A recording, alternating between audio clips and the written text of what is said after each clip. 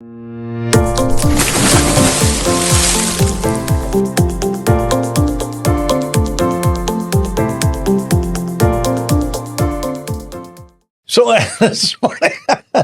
morning I'm in the tank with fish, and I have my son here because I got a little kind of thing I want to try that has to do with parents and children and connections, and what do you pass on in DNA, and what do you pass on just because you can attribute it to that's how they saw your life, and they emulated that or decided it was a good idea or quite often a bad idea, right? Either way. So this morning I have Pablo Fischetti with me. What's up, Pablo? What's happening?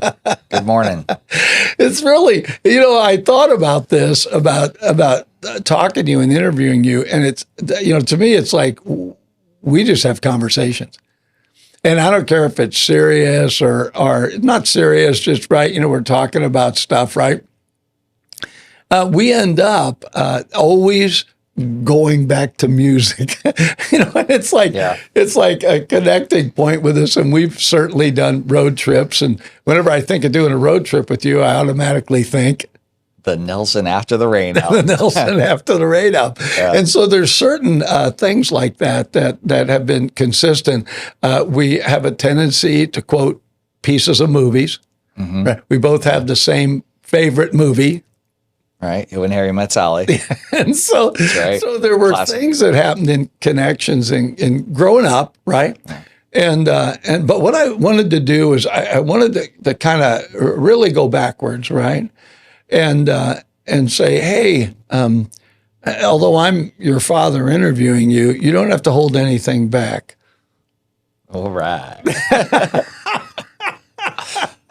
This is going to be a lot better than I thought. No. Yeah, it's going to be easy, right? And so when you think of your recollection of my parents, not just your dad, but when you think of that and being a small boy, how would you define your earliest memories of, this is kind of where we were at, right? These are the things that I remember that really endear me to my family. Well, like you said, music was a huge influence. I mean, because if I was to go back to the earliest recollections, when, we were living in Folsom, even, and I mean, I couldn't have been more than 2 or 3 years old, but, I remember music being in the house. I remember you playing guitar. I remember, mom singing. And then, later as, I got a little bit older, both you were playing in the church, mom was singing in the church. You guys introduced me to different types of music. First, it was just playing it. Mm-hmm. And then, just whether like set on your guitar or on the turntable, because we still had those at that time. And I remember that being a big part of our lives. And then, of course, the church that we went to had a heavy in the music influence. And everything. So, the church was very open. I'm just going to kind of add, it was during the hippie harvest. Right. So all of us, and I was one of them, young musicians came to the church, and we just wrote songs that were from our era. And they became part of the church. I have to laugh when I go to church now and they got the full band up there, drums and everything. And I sometimes I think, do they realize we paid a price to put that there? Because it wasn't accepted. And we were very fortunate to be in a church in the 70s that permitted that. Right. And it's interesting because for me, that's all I knew. Yeah. It isn't like, I know I was born, as they say, Catholic, and I was baptized, but really I didn't, by the time, I was old enough to really understand anything or even recognize anything, we were already at that church. And like you said, the freedom that we had there was incredible. We've talked about it many times. There's a lot of different things that happen there, but focus on the good stuff. But yeah, I would say, going back to what you said, I would say the biggest thing was music, and then the other thing was a work ethic. just because I know, man, you worked really hard for us as a family. And sometimes as a kid, I don't care how smart you get or how much you understand. There are certain things that are hard to accept. You may understand them, but they're hard to accept. And one of the things for me was just how much you were busy. How busy you were and how much you were, gone sometimes. But I always remember you'd say, if you want to hang out with me, come be with me. Yeah. Whether it was going to work or whatever. So at least you offered that. It wasn't a matter, hey, I'm busy, I'm working, I'm sorry, I'm not available for you. And that's something I always remember, is at least there was that opportunity. It's really hard as a parent during those times because at one time I was going to school and working 2 jobs. And, you're trying to support your family. And for one thing, I had come out of a rock band. And I don't care what anybody tells you, you can't put that on a resume. What did you do for the last 5 years? I played music. Oh, so you didn't eat well, right? No, it's like they were starving artist. Starving artist, right? And so, but you're right. And I remember you saying to me, we've had conversations at different times, and you said, Dad, I wish you had been around more, right? And it is one of the reasons when we moved onto the ranch, when I was a ranch foreman and had the fencing company, I would take you guys to work with me, and whenever I had to do all the stuff at the ranch, you guys would go do it. You actually got the experience of we had miniature donkeys, and I remember one night one of them had foaled, and you were with me to go get that donkey and carry it up to the barn, right? Yeah. And it's like, and I think of other experiences, riding in the bucket of the tractor when you were kids. You guys actually drove the big mower we had, the little one. So, there were things that happened that were not, because when you were born, we lived in an apartment. Yeah. And so, we have a picture here at the studio of you and I, and you're on a little guitar and I'm playing. And it was from that time period. But as things changed, it makes me wonder, Pablo, when did the music become yours?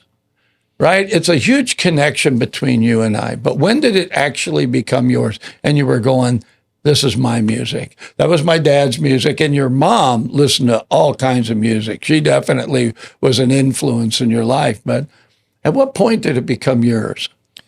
Well, when I would say we were in Elk Grove, and you had kind of rebuilt because you made a major mistake, which I will never do, and you sold all your records. That was just I'm sorry to bring that up, but no, it's okay. Fine. Yeah, but you had you had rebuilt a really small collection, and a lot of it were Christian artists. And I remember 2 artists in particular, 2 that really stood out to me, and that was Resurrection Band and Randy Stonehill. Yeah. And I don't know why. I loved Keith Green. Yeah. But I don't think I was quite ready for not only his music, but the message that he had. But and he had a hand actually with Matthew Ward and a lot of other bands. But Matthew Ward and Resurrection Band and Randy Stonehill. Those were the 3 now, thinking about it. They were kind of pioneers. Very much so, because the church wasn't, especially Res Band. And I went and saw Res Band. Did I take you to that, or was that? No. You went with another friend, and again, I don't know if I would have appreciated it at that time. Maybe I'm sure I would have, but I just remember listening to those artists, and they were pretty cutting edge. Later came Sweet Comfort Band, and some of the, and it was like, well, this is a little harder than the Allies. This was a little bit more than especially that 70s when we people were listening to Bread and Gordon Lightfoot and a lot of we talked about singer songwriters, and there was the heavy rock, but we weren't really listening to that in our household, especially when we were in the church and that. So being able to have that where it wasn't your typical gospel music, because that definitely was not your typical gospel music. it really opened it up for me. Well, that was kind of like the gateway, because then after that, shortly after that, came like mid 80s, started to come like, bands like Bloodgood and Stryper and the heavier rock influence. And so the music that I wasn't necessarily exposed to, I was able to listen to, in the Christian metal scene. I mean, it's really rock, but they'd call it the Christian metal scene. And so I think, I always think that, that junior high and high school age is when people really kind of relate to the music of the time. Yeah. And so I know that very similar for me. I know that you and your mom used to listen to a radio station that I forget the name of it, but it played metal. And I was always amazed because your mom liked that music. She was, I mean, her favorite band is Def Leppard. So she liked that heavier rock music she always has. And for example, your mom liked the Rolling Stones. I like the Beatles. Yeah. And they're very different bands, very different. Your mom liked the Bad Boys, edgier, right? Yeah. darker. Yeah. I told her, you married a bad boy, quit trying to change him, right? Yeah. Well, I think, mom, she's kind of reserved and conservative, but there's a rebel side to mom. I mean, seeing her sing. Yeah.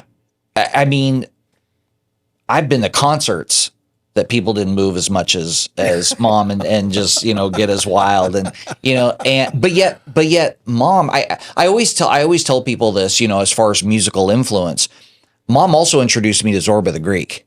Yeah. She introduced me to the Philharmonic, Hooked on Swing, classic, big band. And so, I always say, hey, I really got my 20s to the 60s from mom, early 60s, and you the late 60s to the, early 80s, late 70s. And then of course 80s was I was that was kind of my time. So I always say I had really good range from the two of you, even though you both have things that you like in different decades and that that you guys can relate to, or that you heard from when you were kids. But it was a really good range of decades for me growing up. Yeah, and I think genres as well.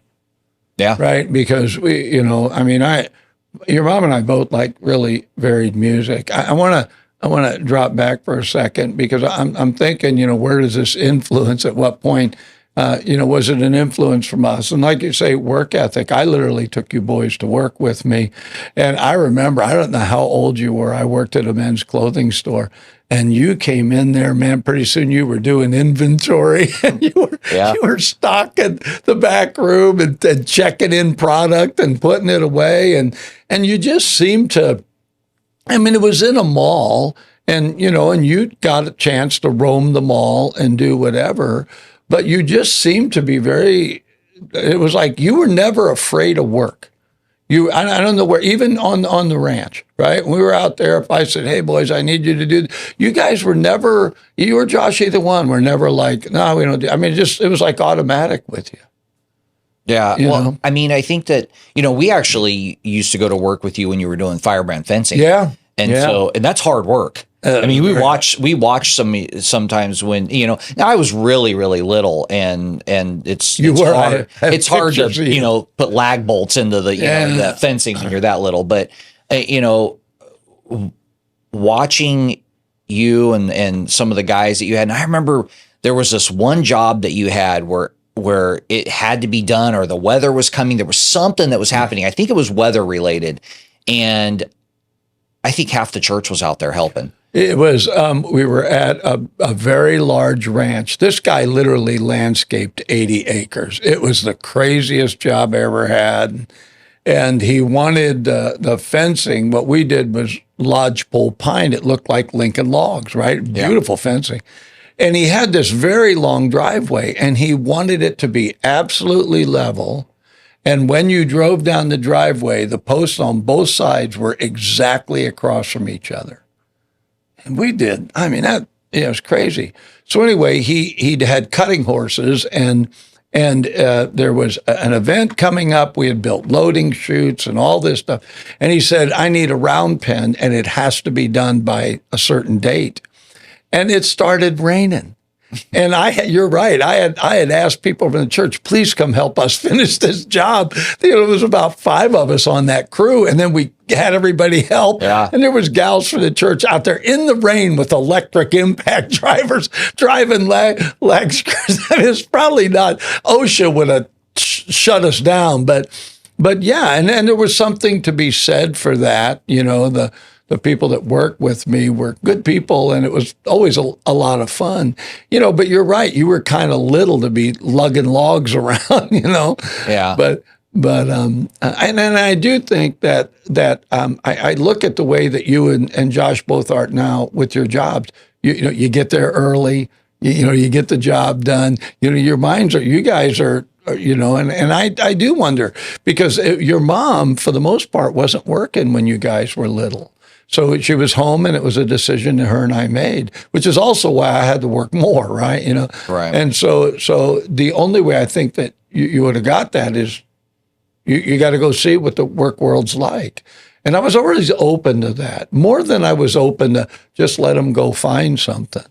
But I do remember, I'll jump back into music, and it was like you mentioned I had this just historic record collection that I'd brought back from overseas, and all the albums I record them once and put them on reel to reel. So I had these albums that, I don't even know if you could find them. And because I was in Japan, some of them were Japanese concert albums and that. And so when I came to the church, I sold everything. A phenomenal stereo system, all my records, got rid of everything. And so it was a real change in music for me to adapt to. The church we went to sang choruses, and most of them were, probably 40s, right? Or whatever, right? And but I knew that I wasn't done with music, right? But I remember that I think I don't know when CDs came in, but I remember you coming into me and you go, Dad, this is a CD. It's like, what? And you had to explain to me what a CD was. And but before that, it was cassettes. And I believe that I got on you because you brought home Appetite for Destruction. Do you remember that? A couple of albums at that time. Yeah. But you had begun to say, I like this music. This music means something to me. And I had to come to a place where I realized, well, he's growing up, and there's things he's going to have to make decisions on. He's got to be Pablo. And so part of wanting to talk to you about this, there's things that you got from your dad and from your mom, but there are things that are distinctly, that's who you are. And you always did have a little bit of a side that you were going to step in, you were going to be you, right? And you would actually look for things to make it you, right? Yeah. Yeah. It's always looking for ways to be unique, but yet not so far out there that, it was like, what is that guy doing? It's like being unique, but blending in. Yeah. I always kind of felt that way. I look back at the friends that I had and the people that I hung out with, and boy, a lot of them were very different. I mean, Yeah. I was always drawn to that, but I would never blend like look wise with them. I always just did my own thing. I've always, I tell my students all the time, now that I teach, I tell my students all the time, I said, I just did what was ever comfortable for me. It wasn't really about what everybody else was doing. I mean, I'm sure I followed trends, and I'm sure that I liked things that other people did, that did or had or whatever. But for the most part, it was always like, well, that works for me. Yeah. Well, I remember asking you, you were at Elk Grove High School, and I don't remember what grade you were in. I really don't. But I asked you one day, I said, what group do you hang out with? I asked your little brother the same thing. And you said, well, Dad, I believe they called it the Quad. And you said, well, all the groups are in the Quad. I said, what kind of groups? You said, well, there's the Cowboys and you went down the list, and And I said, well, which group do you fit with? And you said, I kind of hang out with them all. Yeah. But you got labeled as preppy. Yeah. And I think that had to do with the way you dressed. You were always about what you were wearing did matter to you. Now, I don't know how much of that had to do with you worked in a men's clothing store at a very young age. Probably had something. And you went, something. This is style, right? He grabbed stuff off the rack. It was like 3 sizes too big for you because you were little. Yeah. But I always wondered, because you still are more keenly aware of that, but it is more individualized. I mean, you wear things, you come around me and I go, really, Pablo? I mean, it's like, I often wonder, does he do that just so he can get me to respond to that? It's like, nobody wears that. What are you wearing, right? And but you almost without fail will say to me, I'm comfortable in this. Yeah. Well, I mean, I just, that was, that was something I had to think about. I went to work pretty early. In high school, I want to say, well, I was 10 when you started at the clothing store. Wow. And there was an opportunity to open up a store at Sunrise Mall. And you kind of got me in there and actually got a paycheck. And man, I probably was 13 or 14. And so I did that. And then after that, shortly after that, I started working with you on the crew for UC Davis Hospital, and it's like, honestly, I haven't looked back since then. You've always working. Been willing. There was something that happened in you. Somewhere there was a shift that said, if I want that, I'm not asking my dad and mom for it. I know now I can get that, because I can earn the money to get that. And I don't know when that happened, but all of a sudden, I don't ever remember you asking me for money. I mean, you probably did, but well, how about now? You got 20 bucks on you. No, I think that I remember we weren't destitute, but we didn't have a lot just to go do whatever and buy whatever. I mean, Christmas. Well, we didn't celebrate Christmas for many years, but birthdays and things would come along, and it wasn't like we could just do whatever. We weren't, frequent trips to Disneyland and whatever. And, but at the same time, I also understood, because we also were around a lot of other families in the same situation. It wasn't like we were the poor ones. As a matter of fact, in a lot of ways, we had quite a bit. We had a good clean home, clothes that that fit and that we didn't buy from Come Apart. Right, You guys were emphatic about that. Your mom would say, I can get that cheaper at Kmart, and you guys would be, what? It's like, it's Come Apart. We're not buying it. I think I can still count on one hand how many things I bought from that store. Yeah.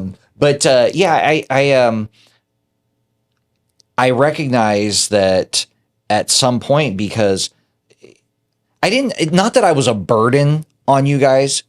That's not what I thought, but I thought, man, as you get older, you need more things and you want more things, and you financially become a lot more expensive. And I think it was one of those things where I just felt like I'm not gonna place that on my parents, who have supported me, and believe it or not, I recognize that fairly early. I mean, I look at my students now and I think, you guys don't have a clue, what your parents have sacrificed for you and what other people have sacrificed. Yeah, I do think you were aware of that. I remember that. I don't even know where I'd got it, but I'd got this really nice Olds Cutlass Supreme Brougham, just this great car. Yeah, we won't go into what happened to it. Okay, you want to forget that part? That's like selling the records. It's a little painful. But I would take care of it. I would actually restore it, and you'd be out there helping me, man. We'd hand wax that thing so that because we bring the paint back, if you will, and kept it clean, etc. But the one I really remember is the BMW. I got somebody actually. I was an evangelist, and I was at a church, and I had mentioned that I had to borrow a car to get there because it was quite a distance away. And they gave me this BMW. Now, it was an older one, but we took that thing and cleaned it inside and out, restored it, replaced stuff on it, and it was slick looking by the time we got done. And I will never forget, I don't remember where we were, but you said, hey, Dad, can I take that car to the prom or something you were doing at the graduation or something? And I could just tell he worked his hiney off on this, right? He should get to enjoy the fruit of his labor, right? And so there were things like that I felt like I could tell both you guys were, you'd work for stuff. Now, you actually, even more than Josh, right? Josh had a work ethic, but it was on his timeline. He was a little different than you from that aspect, from that perspective. But that was a big deal to you, and it was like it wasn't like you were. I've got it. You're right. I didn't sense, because you hung around with a lot of wealthy kids. Yeah, they had money, right? And yet you just be Pablo and do what you did, but you wanted that BMW to go to whatever that event was. Well, I will say this. I mean, and this is something all kids have to learn, and that was, at first I wanted, to work and and I did enjoy a lot of the work. I mean, that's what made it easy to do, but a lot of it is because I wanted things, and I wanted what either other people had or I didn't have, and so I had to walk through that. I had to walk through. It's okay to have things. It's okay to want things. It's okay to even want things that other people have. It's when it becomes kind of an obsession and it kind of rules you. And I had to walk through that, and I think I still do in a way, even as a grown adult, who's closer to retirement than starting a career or anything. But that is something, because we didn't have a lot, or because there were things that we either couldn't afford or wasn't a priority. When I started working, that really opened up a lot of things. And not to mention, I never had a starter job. No, I just went straight into what most people would either have as a career, or they would. I mean, when I tell people the things that I've done in my life, they're like, what? Well, yeah. And I was going to ask you about that too, because I've had a very eclectic work career. No. Yeah. I have done a lot of different things. And I kind of see that in you. In a way, I wonder, does he get that bit of, I need to move on, do you get dissatisfied from the standpoint of, well, I've done this, because I remember when you came to me, you were running the preschool. Now, I don't even know how many years you'd been doing it. And you said to me, I thought it was very interesting the way you put it. You said, Dad, I believe I have taken the school as far as I can. So I don't know where to go next. And now that could mean, well, find out where to go next. But you were pretty adamant. You knew, no, I think it's time for me to leave. And as it turns out, it was. Things opened up, and it turned out to be a good choice, right? And now, I don't know how long you've been a teacher, how many years, but even now, the wheels are turning, right? It's like I want to do more, and I have to tell you, I know I'm like that. Yeah. I don't know if it's vision. I don't know, but I always see something. I mean, we're doing this podcast. Start out as radio, and now we're doing podcasts. Now I'm building a TV studio downstairs and a recording studio, and it's like, why? I don't know. I just like. Well, if it isn't moving, I want it to move. Yeah. But I mean, I have learned as I got older to stabilize what you have moved, and you're very much that way. You and your wife are both very stable. You do things and you keep things, right? You right, and then you'll look around. Like I've even noticed, like with your house and that, you'll say, well, I want to improve that. Well, this is, and you're really, it's kind of odd because you'd think, well, some people would just say, I'm going to get a different water heater because it's going to save energy. And I remember you having that conversation and you switched your hot water supply. But then you'll do things that are just cosmetic. I want to change these lights, right? And it's like, it's not functional, right? And so you kind of have the whole gauntlet. And it's funny to hear you and Lizzie talking about it when you guys talk about, well, what are we going to do, right? Because you're getting the whole picture. It's like, I don't even know how you come up with an answer because it's like, right? But do you feel that, Pablo? I mean, do you think is that in your DNA or is that possibly something that you picked up from me? I know your mom and I are very different. And so, I mean, is that just part of the traits that when you look at it, you go, oh, Jesus, help me. I'm like my dad. I think it's it's multifaceted. I mean, I think it is part of my DNA. It is part of it's also part of what I watched, right? It's part of what I witnessed with you and the different things that you've done. And I look, I can pretty much, if my memory serves me right, I can look at the different stages in places that you worked and you had great success. When you had Firebrand Fencing, you had a great product. Yeah. You had, and you had a lot of great jobs, but you also had a really great influence on the people that worked for you. And there's a theme, there's a reoccurring theme, and I'll get to it in a second. And then you had, and then you worked you were in the military for a little bit, and you were in the reserves, and then you did security at the mall. That was really short lived, and I don't remember too much about that. But then you fast forward to the working at the mall, working in the men's clothing. Same thing. I mean, you guys together with the people that you hired were number one, pretty much on the West Coast, which was tough to do, beating larger cities and all that. And because you figured out what it is that needed to be done. And then you worked for the church for a while. And even though that was more of a, I mean, I'm going to say it was almost a volunteer position. Yeah, there was still some success because needs were met. Again, the people that you worked with, the people that you influenced. And then, you came up here and same thing, there was a church that had a school, and the school was a little bit of a nuisance.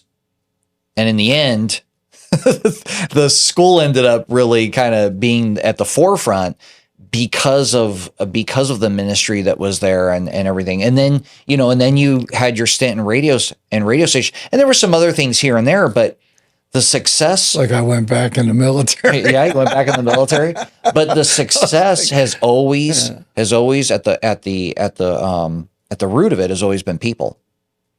And I'm gonna say that to me, if somebody said, well, what kind of legacy would you like to leave? And I think that would be it for me. I'd like to know I helped people. I'd like to know that something I did made a difference to them. And when it comes to you boys, that's right at the forefront. And that's why, I don't care if you're a grown man, right? But I would still, what do you need, And so, yeah, I agree with that. But I see that in you. Your greatest frustration has been when you can't help people, when the limitations come around that for lack of a better term, well, I'm just going to say it, even as a teacher, the things that restrict you, that keep you from doing what really needs to be done, right? It's frustrating. And I think that's why I've been very grateful when I've had my own business or I've had, right? Because I have a greater freedom, And now, like even this, having a community radio station, I get to decide what's going on over the air. And if I don't think it's going to help people, right? But at the same time, I don't want it so restrictive because if it helps one, but somebody else doesn't like it, I mean, oh well, right? You can't, right? But that object is there, So tell me, if you had to say, there's one thing that my mom gave me that I will carry all the days of my life, right? That part of my mom that sunk in. What would that be? Well, I mean, you and mom have very different personalities, you know? No. Yeah. But one thing that I always felt like mom was always comfortable with herself. Yeah. And that's really difficult for people to be comfortable where you're at, to be content. You know, I remember when I went to work for the airlines, I would travel by myself. And I started to do it on purpose. I mean, at first I loved going with friends and all that, but then I kind of got the bug of going by myself, going to the movies by myself, going to dinner by myself. And I realized there was a lot of freedom, and, you know, it was great, actually, you know. There's definitely a balance, and that's the great thing about you two is there's a balance. You know, you have the introvert and the extrovert, and you have the, you know, outgoing, and both of you have a little bit of both, but you guys really gave us, you know, my brother, you know, Josh and I, that definitely that balance, or that exposure, that example of both. But yeah, I would say, you know, definitely from my mother, that learning to be comfortable with just being just me, you know, and my interests. That was another thing. You know, she had a lot of different interests. She had a lot of, you know, a variety. And so I picked up a lot of that from her. I'll never forget, mom and I were at a concert. I want to say it was like Scorpions and Whitesnake. It was a pretty, you know, heavy. Which is very telling again. And so we're in I think it was at Arco Arena when that was still around. And we're sitting in the seats, and concert's going on really strong, and, you know, we're having a great time. And there was a young girl. She was older than me, but she was still pretty young, and she's standing next to me. And I think mom had, you know, gone to the restroom or something like that. And the girl's like, "Hey, you know, so, you know, you and your girlfriend having a good time?" And I was like, I remember, you know, it's like how any kid, you know, like, what, you know, like, wait a minute. But, you know, I'm sure I gave her a look, but I was like, "Oh, that's my mom." And she was just blown. She goes, "That's your mom?" You know, because I was old enough. It's not like, you know, today you go to a Taylor Swift concert, you got to take your kid, you know, because they're too young. I mean, I was probably late teens, early 20s, you know, and so, but I was there by choice with her. She loved the music, and, you know, we had a great time together, and we went to a lot of concerts together. But, you know, I remember this girl, she was a bartender. You know, I remember we started talking after that, and she goes, "What are you doing here with your mom?" It's like, "Oh, my mom introduced me to this music." You know, She not only introduced me, but, you know, we've, like I said, we've gone to concerts together and done things. And you know, at the end of it, she wasn't like, "Oh, that's weird." She was like, "That's really cool." You know, and that kind of, if you think about it, kind of sums up a lot of parts of my life with you guys, you know, whether it was going to work with you or going to concerts or, you know, different things. It's like, it wasn't like, "Oh, that's kind of strange." It's like, that's really cool. Well, I remember you were working at a record store, and one day you came home and we're talking, and you said, "Dad, my friends ask me, why do I still live with my parents?" And I said, "Well, what did you tell them?" And you said, "The difference between me and you is I like my parents." It's like, and so when you say that, it's really true. I mean, there's families where they don't like each other. There's things I'm sure I've done that you didn't like, and vice versa. But that was never the deciding factor. Yeah.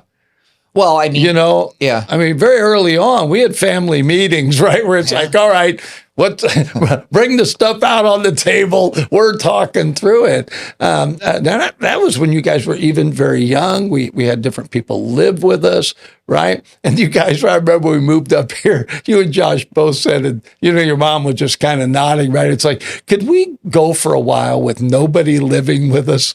And I said, "Absolutely." And then I moved John Medina. So, but that was it. Once we left there and got in the house, I didn't do it for a long time, maybe a year. Yeah. Yeah. Maybe 6 months. I do remember a lot of people living. I mean, since I can remember. I mean, we've had people live. But it's funny. I was just actually talking about this yesterday with someone about people that came through, and again, it was helping people, but it was also, in a way, it was good for us. I mean, we had a chance to live with people that were not our immediate family. And, Sharing the space and making the adjustments, living with people that are older, people that are kind of going through challenges in their life, and so much so that it stemmed that we've had people live with us.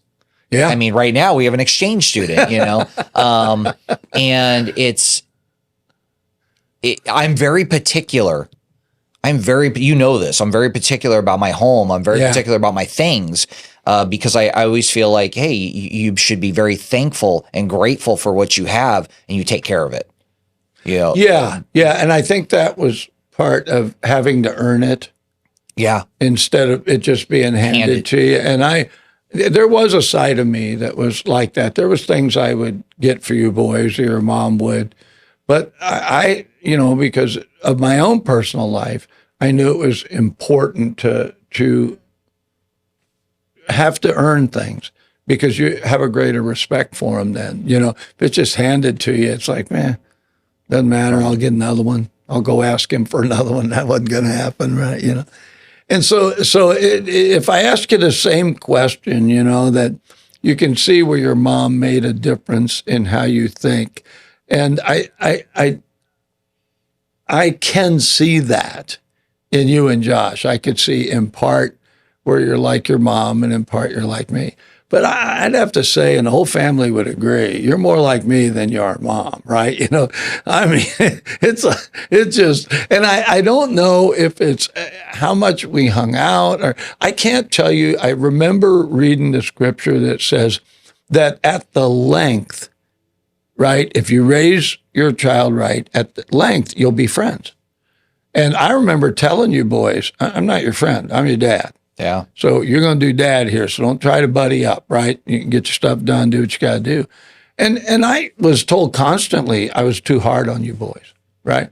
And I never felt that way, Pablo. I felt like it was my responsibility to kind of create the boundaries, right? But when you were free, right? I don't try to control your life. I'm not sitting in your living room telling you how to live or trying to live vicariously through your life. I'm not going to do that, right? You have your life. But there was at some point that we became friends. Yeah.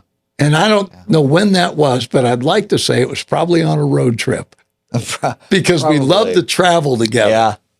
Yeah. I do remember you were 15 and you were getting your license. You know what I'm about to tell, right? And so we had that Olds, right? And we're going on a road trip, right? And I went to sleep and you were driving. And I woke up and the wind sounded like thunder going by in the car, right? And I woke up and man, I'm looking, we're on a 50. And endless. Yeah, we were on the loneliest road in America. Yeah. And you had that Olds floored. I don't even know how fast you were going, but you were just smiling, man. I said, what are you doing? I said, well, there's nobody out here. Like, that's what made it okay. Well, it was like a runway. I mean, you could see the end of the road. It was like, there was nothing out there. Probably in the middle of Nevada or something. Yeah, what an experience, right? But I also remember one time we were trying to get to Colorado. Yeah, it was the same trip. Yeah. Oh, that's right. Yeah. And so, man, we barely got to the snow, right? Over the pass, yeah. Yeah, you were frustrated. I was frustrated. And you were driving. And I walked around the back of the car. And you waited till I get inside. And you said, I was going to run over you. I think I felt like it. Yeah. Get behind the car. It's like, and so, I mean, I think those are a normal part of relationship, but having the freedom and the liberty to kind of say, hey, you're making me mad. And I don't know at what point that happened. But that's like any friendship, right? Huh? I mean, it's like any friendship. Right. I mean, it's but somewhere that happened where it transcended dad and son. Not that you don't respect me as a father. I mean, I know you do by the way you treat me. But at the same time, you treat me as a peer and straight across, and we're able to do that. And I don't know when that happened, but somewhere along the line that changed. Yeah. Well, I mean, I know that I'll never forget. We were on Broadway in Sacramento, and we pulled up to this light, and it was downtown, and I said, I remember telling you, Dad, I want to be just like you when I grow up. And I remember you saying, "Oh yeah, man, I felt like really good, Yeah, chest popping out." And then there was a pause, and I said, "Only the good parts." It's like, which is very humbling. It's like, okay, I get it. But I mean, it's for the most part, I would say 90% of what I picked up from you was the good parts, and the influence that you've left on me. And probably one of the biggest one is being a servant to those around you and to people. And it doesn't matter. It doesn't matter what the outcome or reward or whatever. It's just the act of serving. And I felt like that your faith and that part carried you through. Like the needs were met, and they're the things happened. I mean, I know that you struggled, and I know that there were challenges. I'm sure, and I'm sure there were times when you're like, man, how am I going to provide for my family, and how am I going to make sure that we have what we need? I know that you had those times, but you didn't take it out on us.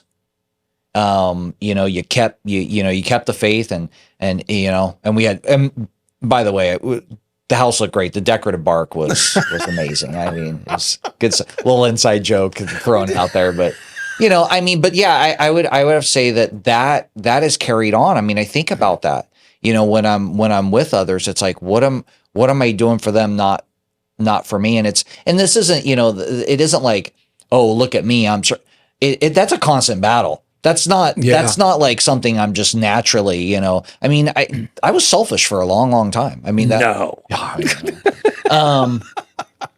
that's part of growing up. Yeah. I mean, it still is, right? Yeah. It's still something that we go through, but there are times when I literally, I'll stop and I'll think, okay, how is this impacting others? How is this, taking care of others? And sometimes it's a very simple act, and sometimes it's a total sacrifice. Just being obedient and being open to what's going on. You talked about, just really quick, going back to, career wise, you talked about, where you're at and moving on and everything. And I know for me, teaching has been great, and I love it, but I really believe that I just want a greater scope. Mm-hmm. I want a greater sphere of influence. I want to be a part of something. I don't want to run it. I mean, if I do, which happens a lot of times, fine, but I just want to be a part of something that's bigger. And, I love having the benefits, and I love having the things that come along with a district job and everything, but it's always that I wouldn't say it's overrated. It is overrated in a way, but it's not everything, mm-hmm. Like I said, I just kind of, I want to keep my ear open, my ears open, my eyes open, and know what's coming next. And, a lot of that, we still work together. Yeah. We still work together. We still communicate on a professional level, not just a personal level, not just as friends or as father and son, but, still that professional side. And I honestly believe before it's over, we're going to work together even more than we do now. Darn it. Yeah. I'm totally okay with that. Okay, I don't know how much time we got left. I do want to define why this was important to me, and that is, I meet families, and I actually had just the blessing of interviewing a family, and when I did, I thought sometimes people need to know it's not always gravy, right? That things happen and it becomes difficult, but that it's are you willing to work past it? Have you had a from the time that I remember you were a kid and man, you could run. You ran track. You could run. And I remember one time I got mad at you, and you ran out the door, and I ran out the front yard, and you went up the street and stopped and went, "Yeah, come on, you can't catch me now, right?" And I was there for a minute. And I said, "Well, yeah, but you got to come home." And you were like, "Gosh darn it, I got to go home, right?" I didn't think about that. Yeah, I didn't get that far with it, right? And then yet there's been times when I have been totally broken, just in the toilet, things happen, physical or mental or whatever. And I've called you up and said, I need you. And you would just come and sit. You didn't have to do anything else, right? It was just knowing you were there. And I do think that is respectful, both ways. I appreciate that you respect me enough that you didn't go, well, here's my dad. He's supposed to be this and that. And here he is broken, and I think that's one of the ways it transcends. And you've been able to call me and say, Dad, I am not in a good space, right? And it's like I do think that's important. I do think relationally, and that's part of that. As you grow up, are you going to stay connected and you don't have to make it a big deal. We don't meet every Friday for breakfast, right? We don't do any of that. But whenever we connect, we catch up with right where we left off. That's what friends do. Yeah. And so I've really appreciated that. Is there anything else you'd like to say before I sign off here? I just, I'm very grateful for what I had growing up and what I have now. You don't recognize everything you have when you're younger. You don't. No. You don't appreciate everything. Just like we go back to the music. I did not appreciate Bread, and the band Bread. The song I listened to right before I went here is Dave Mason. We Just Disagree. And it's the same thing. You don't, there's certain parts of your life, you appreciate different things. And I think you have a greater appreciation as you go on. And I do now. I have a great appreciation. That saying that they tell the kids, you'll understand when you get older. Yeah. There's a reason why they say that. Yeah. It isn't just blowing you off sometimes, but it's true. You understand when you get older, you understand certain things. And I feel like I definitely have a greater understanding, and it's a learning curve, and it every day is a new lesson, but definitely appreciation, a greater understanding, and just grateful. I appreciate that. So anyway, this is why I had Pablo on, and I am really hoping that those that watch this podcast will take it to heart that those conversations that you have with your kids, and for the kids, those ones that you have with your adult parents, right? That you always leave that opening to keep the relationship with all that's in you, keep the peace. Because in the end, later on, you're going to be very grateful for each other. Parents grateful for children, children grateful for parents, because you're going to look back and say, I'm glad we talked through that and didn't allow something to estrange us for a period of time. Anyway, this is Fish. God bless you. Great big thanks for listening. I try to do Fish on Friday with these, and so we'll be looking forward to the next one. Thanks for watching.